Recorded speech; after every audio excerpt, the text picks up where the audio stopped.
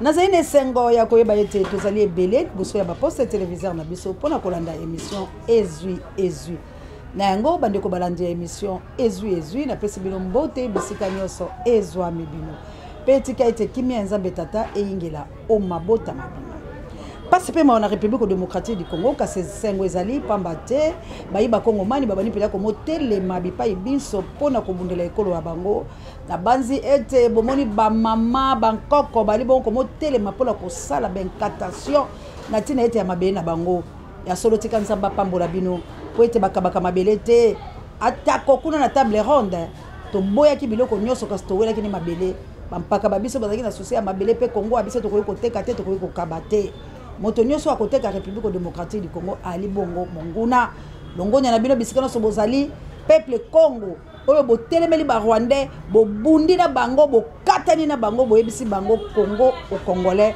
nzamba pambola bango pe bankoko ba biso ba mama ba biso bana ba biso ba oyo bozali komi kota na kolinga ete pouvoir ancestral elekala ko sala po ete nzambe pe apesa bokonzi na mabele apesi mukolo mabele liloba alobi bakumuta koyeko ya te kolongola nzete ya moto akoyeko kata yango te pa koyeko kolongola borne ya lopango ya moninga te. Alors République démocratique du Congo mutu nyonso akolinga koyeko kolongola borne po ete akate kolo wa biso ayiba azwa ndambo moto wana kombola ekufa po ete ayibi liboso mobeko mwa nzambe pa lingi koyiba liso mobeko mwa bato. Cela veut dire mbala bibale akozala bongo condamné yango yo moto ozali kobundela mabele na yo ozali kobunde tumba ya solo yo mutu oyo ozali kobundela bandeko no bakongomani yeba ete ozali na lima pe na nzela ya solo oyo nzamba kopesa ka bokasi ata ko babomi yo yeba ete okufi te po ete tango nzamba azali koya pona ko récupérer ba oya ye yo masumu mayo makolimbisana po ete obundeli cause juste oyo ezali mabele nzamba lingaka te ke bana Israël banyokwama yango boyoka conquête ya Josué conquête ya Josué zalaka na tina ete ya kobundisa balobi conquête d'Israël. Josué telemaka wana pour la kobundela Israël. Tant balobi conquête, c'est la guerre d'Israël. C'est le combat d'Israël contre les autres.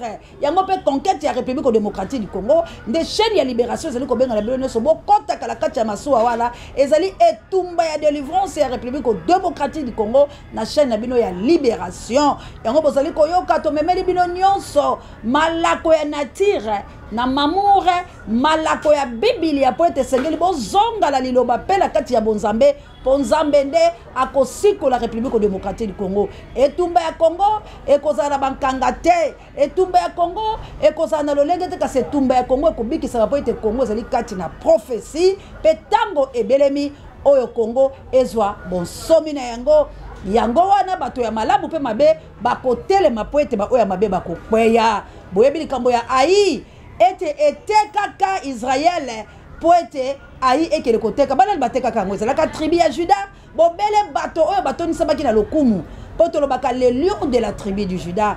Quand on parle le lion de la tribu du Juda, ça veut dire kosi oyo tondami na nguya pe kembo. Quand on parle Juda, c'est la gloire de Dieu. Juda c'est né à komaka Satan. Mais quand il était Judas, azalaki de moto atoni samaki na nguya ya nzambe tata. Kasi tala moto o azali na biloko. Tala moto o azali na ekolo komo Congo, mona mboka Félix Antoine Tshilombo abomi lokumu boye po akele kolata satana. Po akele ko teke ekolo waye. Po akele ko sala makambo oyo longo bani te. Likolo ya zuwa pamba te ndeko na ye Martin Fayulu Madidi ndapona maki mokonzi mo ekolo la 2018.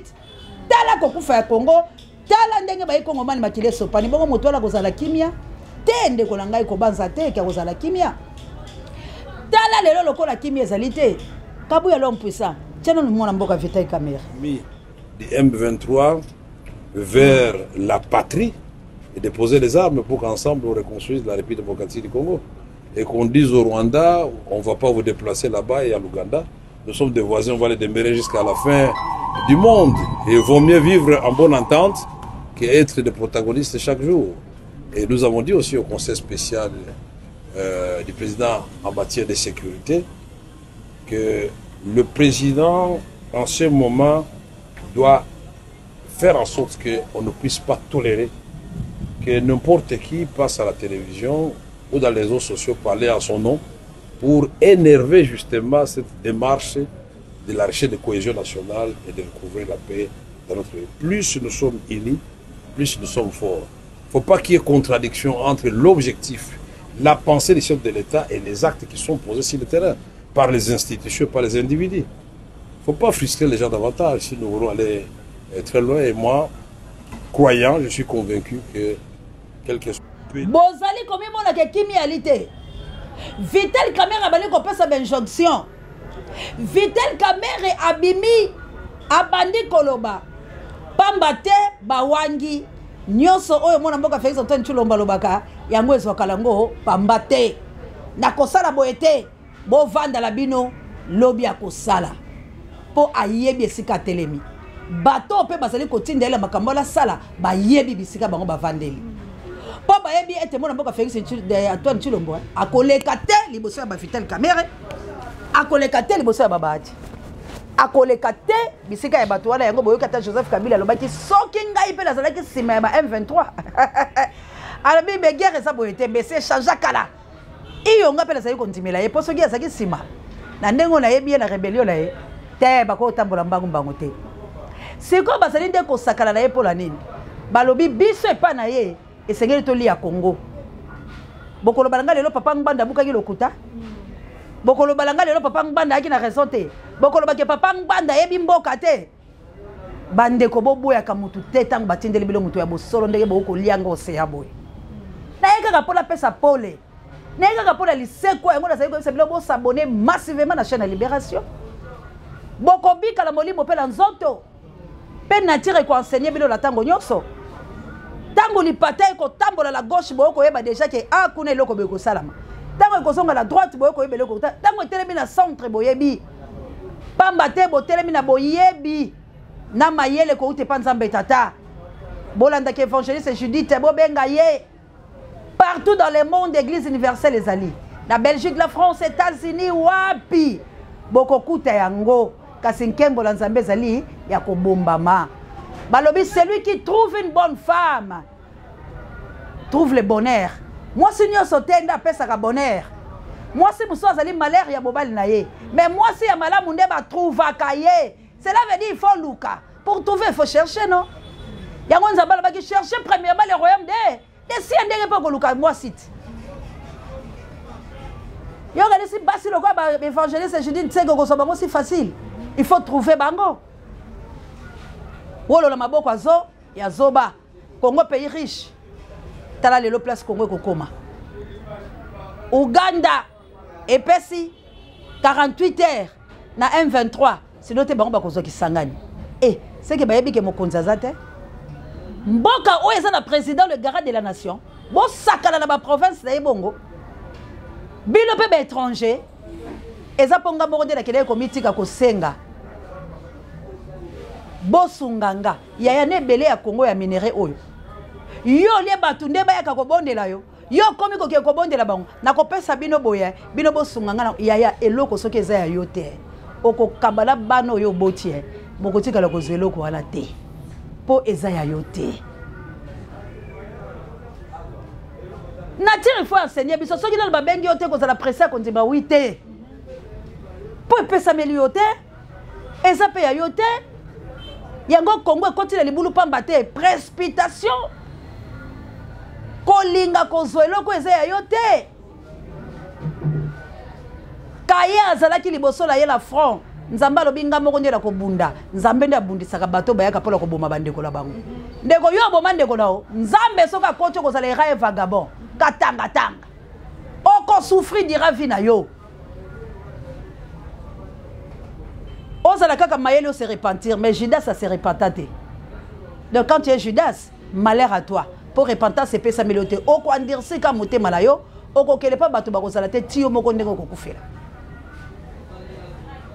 liloba ya nzambe tolingaka yango po eza ko s'accomplir mais ya bato échangeaka tout moment yango boyoki Vitel Kamere telemi alobi boy na kati ya cohésion oyo tozali kosala na kati ya nationalité la biso na kati ya komibongisama na biso na kati ya ba ensemble oyo tozali kokota mpona komibongisa mpona kimia na est ya République démocratique du Congo Félix yebisa na batu na yo ya présidence ba média la bino oyo ya ba formule ndenge ba uta ko kosake ba yambi mokonzi bongo États-Unis d'Amérique ta la présidence ko beta fake news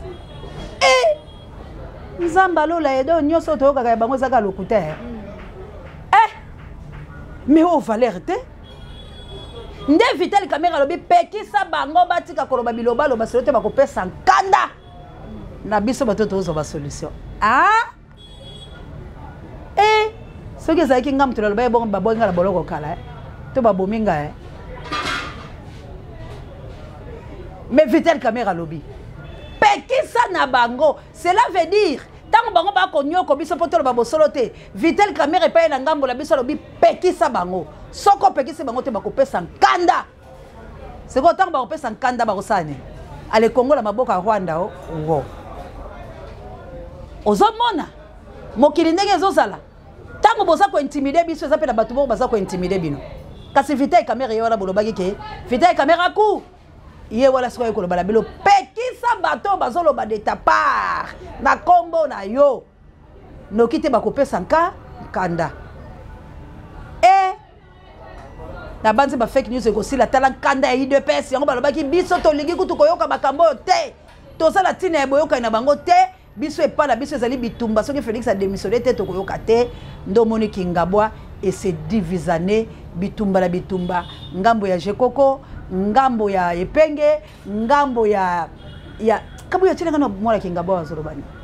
Bonjour obenga mina komona nani komona ngai Fanfan kwa mani kabwa vraiment ah bon namoni ba vidéo mozo circuler bozo yemba boto bozo yemba do boza bina nesengoko nangi na yeba est-ce que ça ne loko moko motivé bino to mutu moko atindi bino to namono ndire mwa shiko bolemo loko moko boye yango salike boyemba boye to ezani ne so boko expliquer biso po namoni bo bilonge bele ngalo wana mona ki yango na profiter ke ba pesa nga adresse na luka bino na yeba réellement soki vraiment boza motivé na nini ngai ndeko na bino peka moko Eric Wechi tabala bisi ngai ba image yango vraiment nazaki motivé na ye na solo la bino na yeba naza peka moko ya ba les amis de Rigen ba Konga Ilanga donc yango no modo na ina kuta na so na ona bon ya koloba ya ko motivé pona MC mbongo moko boye kubieke mutu moko atindi biso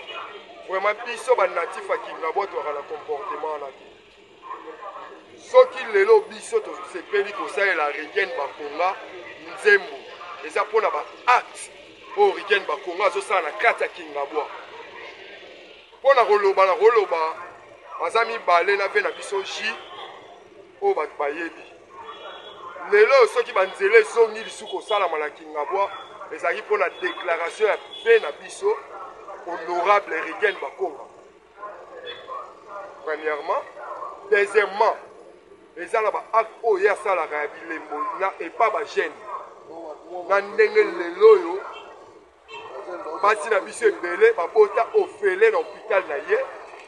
Ti lelo ba soka ba traitement ofele na hôpital na ye. Lelo oyo Rigen Bakonga azan natif a Kingabwa parce que azwa bana Kingabwa ebele onga na yebi apesi bango matricule o lelo ba oso nango mbongo tozala kaka te tozala condamné te mutu nyonso aza libre ya kose défouler oyo azomona ezosalama lelo tozala na stade te na Kingabwa lelo tokoma na stade eza cause ya ve na biso Jean-Marc Kabou. Lelo makambo makadam elalaki. Lelo Rigen a telemela makadam yango ala tina est ezo salama. Lelo ba hôpital ofele ezalaki penda te na Kingabwa. Rigen a memela biso ba hôpital. Wa eza lelo ba osala. Balingi na kato muke pona moni awa d'habitude biso na Kingabwa o. À part peut-être ba sangono to mona ba out ya malamu. Mais mingi to ba moi ba dispensaire moko mona moi triplex mo ba kangi yango deux côtés. Bafongoli yango mpanzi koto porte mo mpanzi koto bango benga bo plutôt mais na moni neti kaka pona nga na ebite so bino bo makango moni ke lelo beto mo benga hôpital na kati ya mabelo Kingabwa na moni kaka ndire ezaka na el wana moko o kaka ya sala to eza ndenge expliquer biso na po mingi pe to kaka ko nga natif aki ngabo nga natif aki ngabo to ba te ba natif aki ngabo bozala boni ba natif aki ngabo ngo zambi eza ndenge nini et puis mutu kwa za natif aki ngabo kwa za ndenge nini et puis message nini ata un mois quelques secondes seulement oyo rotinde l'honorable Ilanga Bakonga bona honorable Ilanga Bakonga quand on a bien la natif aki ngabo nga na bon tamina maidima. Donc côté Kingabwe bandi kuna na ngwele na botami na maidima. Très bien. Si na bandi ko matana na muteba lelo na komi ko vana na nganga.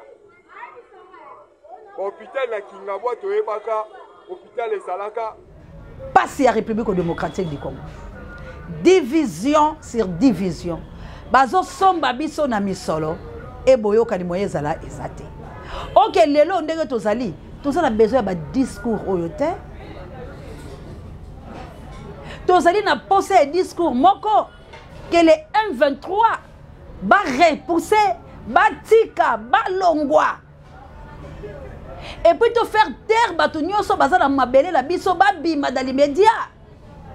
Pourquoi tous on ko bimisa bangote? Aussi longtemps tous la gouvernement. Pourquoi tous on ko bimisa bangote? Parce qu'il y a quelque chose. Notre gouvernement est faible. Bakoko kate.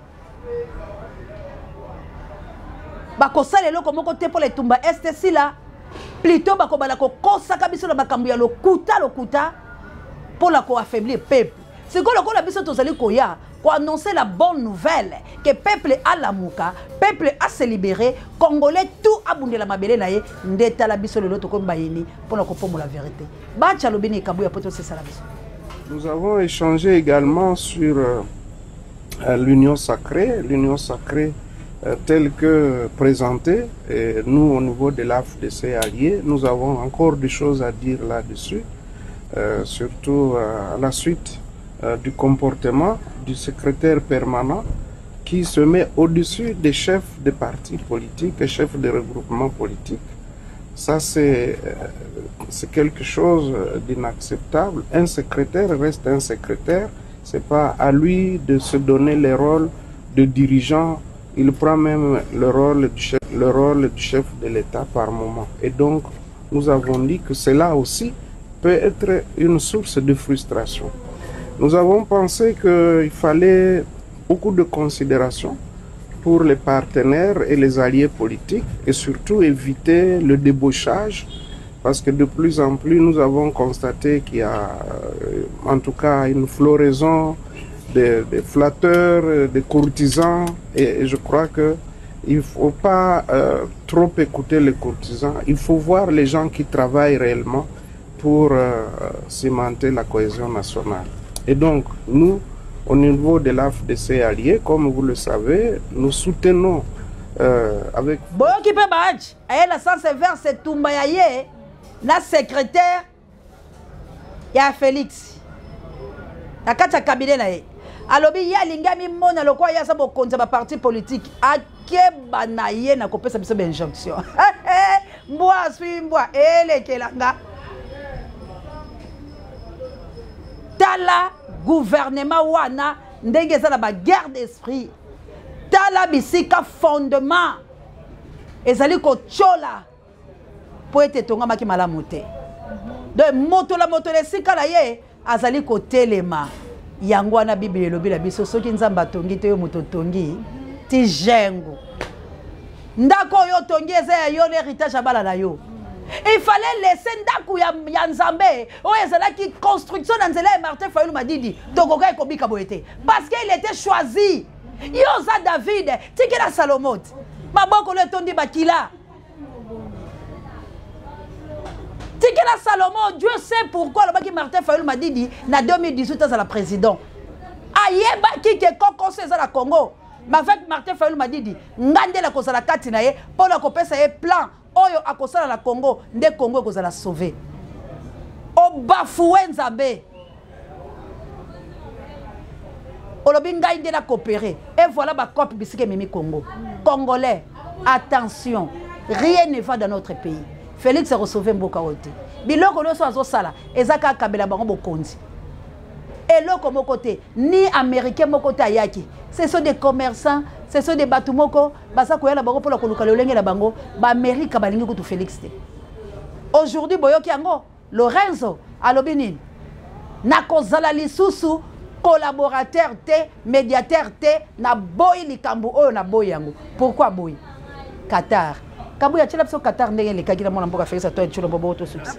President, this was quite an important one. This was an important inauguration, and the incoming president spoke about a need for peace and security. How do we get peace in the DRC? It's a very important country. Oui, it's a very important issue for us. I apologize. My English is not bad. It's not good. I will speak in French pour dire que la paix est nécessaire pour construire l'Afrique. Without peace, it's not possible to build the good Africa, the big Africa. We need that. We need peace. Voilà. Thank you. I'm trying to... The peace talks. Pardon? The peace talks. What are you hoping to see happening? The peace talks. Ouais. Yes, the pourparler is going in good direction. Disappointed by the M23 pulling out in Angola. Si vous êtes embêté par la non-participation de l'M23 dans les travaux de paix. Oui, mais ça ne m'étonne pas. Ça ne m'étonne pas parce que c'est un mouvement terroriste. Ils veulent plus détruire que construire. Ça ne m'étonne pas. Thank you. Thank you.